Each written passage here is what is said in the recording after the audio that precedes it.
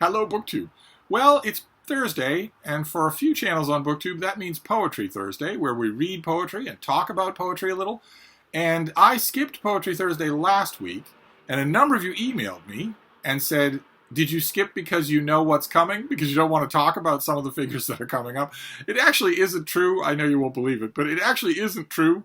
I actually skipped Poetry Thursday because it just slipped my mind. I had a lot of other things going on last week. Nevertheless, there is an element of reluctance in getting to some of the major figures of 20th century poetry, because that's what I'm doing. I'm going through 20th century American poetry, this anthology. And I knew when I started, these are all arranged chronologically, I knew when I started it what I was going to be encountering, who I was going to be encountering. And I not only don't like these so-called poets, but I honestly believe that their obscurantism and narcissism killed the genre of poetry as a popular means of entertainment. Ordinary people don't read poetry anymore. At all. Don't know where to find it in a bookstore. Most bookstores don't have it, or have almost none. And the point that I was trying to make is that when the 20th century started, that wasn't true. When the 20th century started, ordinary people read poetry and knew the names of poets. And it was poetry that ended that. It wasn't that some zeitgeist changed the taste. It was that poetry became ranting, obscure, impenetrable, and bad. And there were a number of poets who led the charge to make it all of those things. And I knew in this anthology that the next poet we encountered would be one of the foremost ones who did that. The poet is Ezra Pound, and he's who we're dealing with today.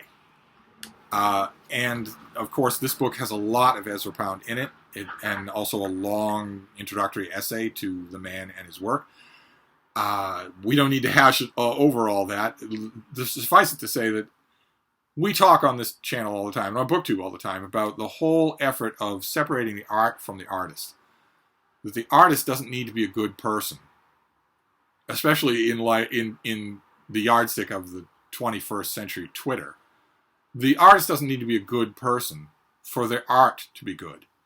And you're not a bad person if you read great artwork, great artistic expression of any kind, by a bad person.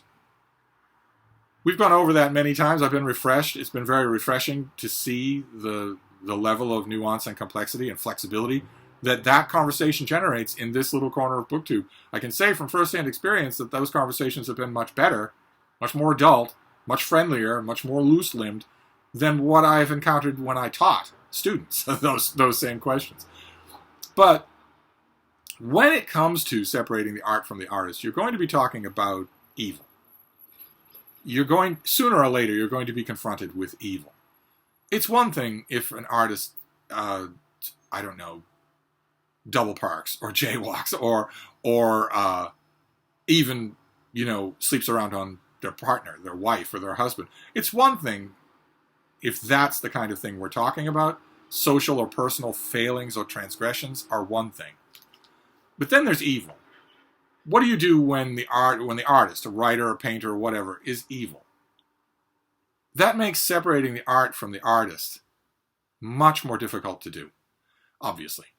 And when it comes to doing that, I think it's helpful to draw a distinction between two different kinds of evil. If that's not too Jesuitical for you, there's atmospheric evil, and then there's personal, intentional evil. Atmospheric evil it's definitely not what you want. You definitely want to be free of it yourself, and you want your artist to be free of it. But it's not an absolute roadblock if they're not. A couple of examples. The atmosphere in Shakespeare's day, in Shakespeare's England, included a large amount of socially acceptable anti-Semitism. And Shakespeare partook of that.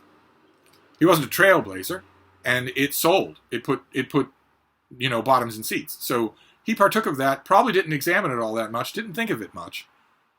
And it was wrong, but it was only atmospherically evil. It wasn't like Shakespeare was out there personally persecuting Jews. If you see what I mean. That would be personal evil. That would be a very different thing. If only because of fraternity. We all engage in atmospheric evil. All of us do. You can try your hardest to be as aware as possible to mitigate it, and thankfully, in the modern era, apart from the blue-haired Twitter scolds and censors, there is also a heightened awareness that I really like, that I really think is healthy, of people actually turning an inward eye and saying, well, some people anyway, turning an inward eye more than they would have 20 years ago and saying, okay, what evils do I partake of? Can I decrease the atmospheric evils that I partake of? Is that possible to do? And I should. If I can, I should. All of us do to a certain extent. There are a whole bunch of examples that I could give. The one that springs to mind is factory meat farming, which involves the exact same cognitive blind that was experienced by the citizens of Nazi Germany about concentration camps. It was the exact same cognitive dissonance. They had to employ it in order to get through the day. They might have been benefiting from massive amounts of slave labor, and they might have known where that slave labor was happening and what those places were like. But they were able to think two different ways on two different sides of a mental partition that they erected themselves, so that it wouldn't just erode them. And the same thing is true with factory meat farming, where millions and millions of people are not only killed, but tortured brutally in order to get the $1 Big Mac that you eat without thinking, in order to keep your meat prices down, in order to keep you eating their dead bodies. And plenty of people do that. This is Poetry Thursday. This is not meant to be a moral lecture at all, but nevertheless, you have to engage in active cognitive dissonance in order to live with that atmospheric evil. You don't forswear those meat products. You don't go out and be an activist against those death mills, those slaughter pens. And you also don't vote out of office the politicians who are enabling all of that slaughter.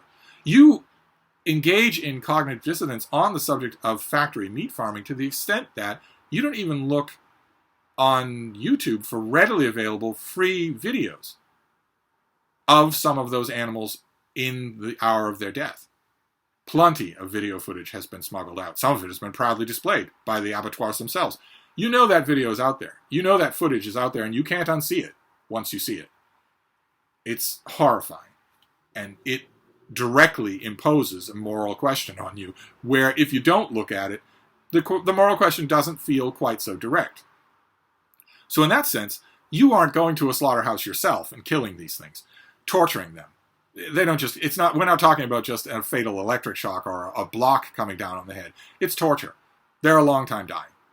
In sight of their own children, in sight of their own loved ones, in sight of their own friends. You don't do that to those animals yourself. And so you are not directly evil. Instead, you are only partaking of atmospheric evil. You benefit from that evil, but you don't participate in it yourself. It's not like you're saying, yes, I like to go to the supermarket and get some chicken cutlets, but I don't hate chickens. Right? So there's a difference between atmospheric evil and personal evil. I think when it comes to separating the art from the artist, it's far easier to do that if the artist is only guilty of atmospheric evil, regardless of what it is. So you look at a great short story writer from the first 2 decades of the 20th century, it's going to be a lot of atmospheric evil. There's going to be, in almost all cases, there's going to be a lot of offhand racism, offhand sexism. But when you learn about the person, when you learn about the artist, well, they weren't out there. They weren't going out of their way. They were merely breathing the atmospheric air, the cultural air of their day, as opposed to more problematic figures, where it's far more pronounced and far more strident. A classic case would be H.P. Lovecraft. But there are lots of others. There are lots of other cases. I raised a similar question like this about Agatha Christie, as revered a figure as Agatha Christie. I honestly get the impression, the more I reread her novels, that she was very actively evil, not just imbibing atmospheric evil. This is a long way of saying that question comes up when we get to Ezra Pound, who was very actively, personally evil. He wasn't just imbibing atmospheric evil. He was actively, personally, persistently evil himself. And editors that include him in anthologies or edit his own work for big volumes of the cantos or whatever always have defended him. They always go to bat for him. They run interference for him. His friends did it when he was alive. I think that's wrong. Really, really wrong. It gets people in the 21st century loving Ezra Pound and making him their favorite poet when they shouldn't. Because even the introduction in this volume, the editors of this volume are giving you a sort of a thumbnail biography of Ezra Pound. And eventually, at one point in their biography, I won't try and hunt it down now, they say that as he grew older, his anti-Semitism got worse. It got more pronounced. It started to be everywhere. It started to filter into all of his letters, his conversation, all of his poetry. He started to become a vocal fan of first Mussolini and then Hitler. Started to become a vocal fan of fascism, and this was in full light of what fascism was doing to Jews and Poles and Catholics and gays. He knew all of that. He was still stridently defending it. And that characterization in the biography in this volume is wrong. That's just a lie. Ezra Pound's anti-Semitism was virulently, brightly visible from when he was 14 years old. It is a lie of running interference. It is designed to mitigate his personal evil. Editors do it all the time with this figure. It's designed to mitigate his personal evil by saying, well, he got older, and we know how we all get when we're older. We all become Nazi sympathizers when we're older. And not only do they write that in their introduction, but then they make sure that the selections from Ezra Pound that they include in the volume follow suit. So that you won't see any explicit hatred-dripping anti-Semitism in the selections in this volume or any other volume. Unless it's meant to show you that. Unless it's designed to knock the sheen off this figure. You won't see it. Instead, they give all sorts of pretty nice Ezra Pound. I don't like that as an editorial process. I encounter it all the time with Ezra Pound and other people, but never really more than with Pound. And I don't like it. It's lying to your readers. But, you wouldn't think there'd be a but after all that. But, well, okay, this is a time where I wish I could snap my fingers and have 10 of you over here, 20 of you over here tonight for Wine and Calzones here at I'd Got It, so we could talk about this and a bunch of other things. I put it to you. Where is the drawing line there? Where is the dividing line? Where do you stop?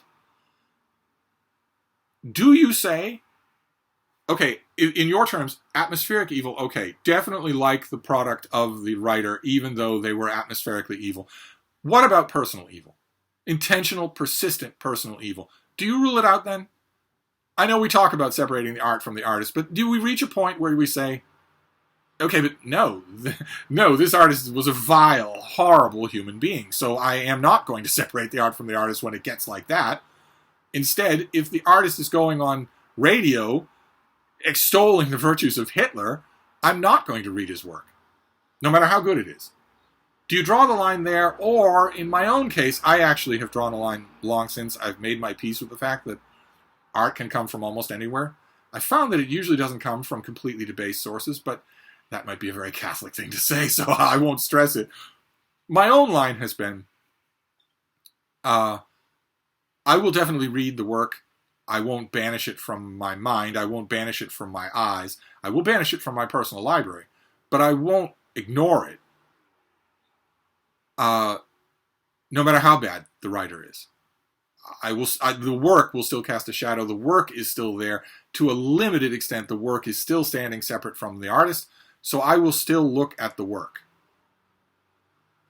The only dividing line I say there, the only hard and fast censorious dividing line that I draw, is if in addition to the fact that the artist is personally evil, the work is also bad. If both those things are true, then get rid of them. Then just get rid of them. Absolutely get rid of them. There is no reason to read Mein Kampf by Adolf Hitler. There is plenty of reason to read about it.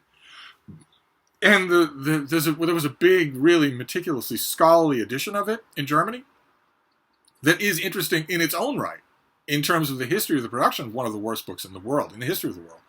But there's no reason to read Mein Kampf, because not only is the writer personally evil, but the book is bad, really bad. the only reason that you would have for reading something like Mein Kampf or The Turner Diaries or The Art of the Deal would be if you kind of like how evil, personally evil, the writer is. If you kind of like that, and you think maybe society's giving them a raw deal, well, then you'll read their book. No. And unfortunately, that is or maybe fortunately, that is the case with Ezra Pound. It's not just that I have seen editors run interference for him for 100 years. It's also that I've seen editors drastically overpraise his crappy poetry for a long time. When he is minding himself and straining hard not to mention those filthy Jews, he writes average poetry. About as average as a lot of the second-rate or third-raters we've seen in looking through this book. He seldom does that. You won't get that impression from an anthology like this, but he seldom does it. You really can't go more than 30 pages without talking about those filthy Jews. He really can't do it. Editors have just had to take a blind eye to what a monster this guy was for the whole of time. I think probably because a lot of them owed him a lot. I think that's where this pattern originated. Pound was, by all accounts, personally affable, face-to-face, in conversation. I hate to draw the obvious parallel here, but so was Hitler. He was not only personally affable, but he helped a lot of people. You know, can I use my fame, such as it is, my growing fame, to help you? Can I bring you to the attention of a paying editor, or maybe get you in the door to a publisher who might want to release your debut or whatnot? He did a lot of that. And I don't know his motives. I have no idea. But maybe that created a cult of gratitude for him at the beginning, and that we're just looking at the fourth generation of that. Whatever the reason is, I'm going to read a couple of Ezra Pound poems here. It's extremely distasteful to do. They're not good enough to warrant giving serious attention to this monster. They are simply not good enough to warrant that. But I'll read a couple of them just because we can't leave him out. I'll read one that is from 1912 that's called Portrait of a Woman. For no reason whatsoever other than egotism and pretension, it is titled in French. But this is that poem. We'll read two poems from Ezra Pound. I'm afraid I can't do more. Your mind and you are our Sargasso Sea. London has swept about you this score years, and bright ships left you this or that in fee. Ideas, old gossip, oddments of all things, strange spars of knowledge and dimmed wares of price, great minds have sought you, lacking someone else. You have been second always. Tragical? No. You preferred it to the usual thing. One dull man, dulling and usurious. One average mind, with one thought less each year. Oh, you are patient. I have seen you sit hours where something might have floated up, and now you pay one. Yes, you richly pay. You are a person of some interest. One comes to you and takes strange gain away. Trophies fished up, some curious suggestion, fact that leads nowhere, and a tale or two, pregnant with mandrakes, and with something else that might prove useful and yet never proves, that never fits a corner or shows a use, or finds its hour upon the loom of days, the tarnished, gaudy, wonderful work, idols and ambergris and rare inlays. These are your riches, your great store. And yet for all this sea hoard of deciduous things, strange woods, half sodden and new brighter stuff, in slow float of differing light and deep, no, there is nothing. In the whole and all, nothing that's quite your own. Yet this is you. That is... I hate to say this, it just burns me. That is lovely. That is lovely terminology. There's lovely language there. Keep in mind, it doesn't make any sense. And it's not like if I had your book in front of me, it would have a bunch of footnotes that would make it make sense. It doesn't make any sense. What is that poem about? Who is it addressed to? What is it talking about? There is no way to know. It's not actually about anything. It's nonsense. It's just beautifully done nonsense. We'll read one more. This is from a couple of years later. There's a reason why so many Ezra Pound bits and pieces in anthologies are freighted towards the early part of his career. But anyway, we'll read one called Salutation, and then that'll be it for Ezra Pound. O generation of the thoroughly smug and thoroughly uncomfortable, I have seen fishermen picnicking in the sun. I have seen them with untidy families. I have seen their smiles full of teeth and heard ungainly laughter. And I am happier than you are, and they are happier than I am. And the fish swim in the lake and do not even own clothing. Okay, so there is a kind of poetic sentiment involved there. No doubt about that. That is something that it is doing. It is doing something, and it's kind of evocative. But Ezra Pound is inexcusable. Even the poems that behave themselves, like these front parlor, clean waistcoat poems, even the ones that behave themselves, I would much rather. They are lovely. Fine. Include those two in an anthology like this. Instead of including 40, which every anthology does. Include 2. With a note about Ezra Pound. Tell the reader why you're not including more than 2. Tell the reader how incredibly, energetically, actively evil he was. Not atmospherically evil. Not imbibing the unenlightened attitudes of his day. But imbibing and vociferously championing the worst ideas, the worst attitudes, the worst behaviors anywhere in the history of human race. So don't lavish him with this kind of attention, especially when he doesn't deserve it. The long sections here from the Propertius poems or from the cantos are not any good. They are every bit as incomprehensible as the ones we read. And the language is a lot worse. It gets coarser and more telegraphic as time goes on. Anyway, that's your Poetry Thursday for today, right, Bean? We're going to move on next time. Unfortunately, we're not moving far. We're going to move next time to one of those people that Pound liked and helped. We'll see if that's any smoother going. We have a week to recover, so we'll move on next Thursday. I will see you then. Thank you, BookTube.